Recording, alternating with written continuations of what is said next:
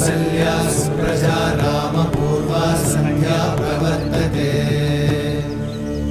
उत्तिष्ठ नरशार्दूल कर्तव्यं दैवमाह्निकम्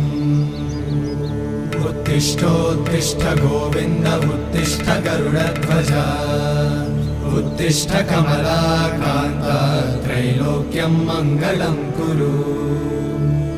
उत्तिष्ठोत्तिष्ठ गोविन्द उत्तिष्ठ गरुडध्वज उत्तिष्ठ कमलाकान्त त्रैलोक्यं मङ्गलं कुरु